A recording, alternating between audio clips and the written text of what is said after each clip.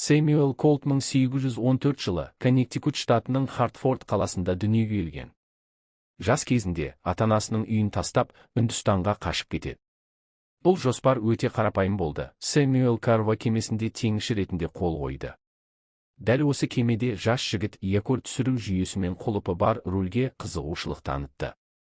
Теңіз механизмдерінің принциптерін қолдана отырып, Колт көп ұзамай бірінші револьвердің ағаш үлгісін жасады. 1835 жылы ол Англия мен Францияда өнертабысқа патент беру туралы шешім қабылдады.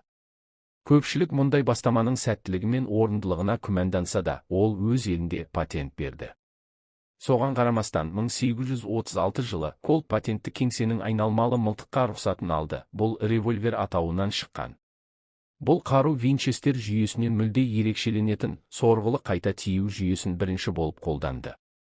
Жаңа жүйе арнайы триггер арқылы қайта жүктелді. Екі түбегейлі әртүрлі дизайн арасындағы бәсекелестік өте ұзақ болды, бірақ Колт ақыр соңында өз жүйесінің артықшылықтарын дәлелдеді. Қолында патенттері бар және оның қабілеттеріне сенімді болған Самуэль қару шығаратын компания құруға шешім қабылдады. Қарызға ақша алып, Патерсонда Patent Arms Manufacturing ашты. Дәл сол жерде алғашқы жұмыс істейтін цилиндрлі револьвер Колт Патерсон шығарылды. Ол кезде ерекше дизайнға ие болды. Жылдам ату мүмкіндігі бар револьверде қауіпсіздікте болды. Дегенмен револьвер Колт күткендей танымал болмады. Өте аз мысалдар сатылды, және компания 1842 жылы банкротқа ұшырады. Алайда бұл оқиға өнертапқыштың барлауға деген құштарлығын сөндіре алмады. Колт Америкаға ғылыми турға аттанды, ол сәтті патенттелген су асты шахтасын дамытады. Уақыт өте келе бұл даму оған айтарлықтай табыс әкеле бастады.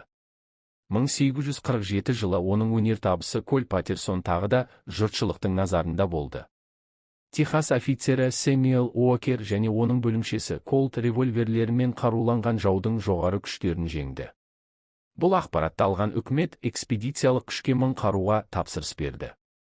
Сэмюэл Колт үлкен тапсырысты орындау үшін аянбай жұмыс істеуге мәжбүр болды. Біріншіден, ол осындай үлкен көлемде өндіретін орын табу керек болды. Оның үстіне қарудың жаңа үлгісін жасау керек болды, өйткені бұрын шығарылған револьверлер табылмады. Ойлап тапқан қару американдық армияда қолданыла бастағаннан кейін Колттың байлығы да, атағы да тез өсе бастады. 1852 жылы Сэмюэл Хартфордта үлкен қару-жарақ зауытының негізін қалады. Бір қызығы, Колттың өзі әскерде емес, губернатордың арқасында сайлау науқаны кезінде полковник шенін алған. Коннектикут. Полковник Колт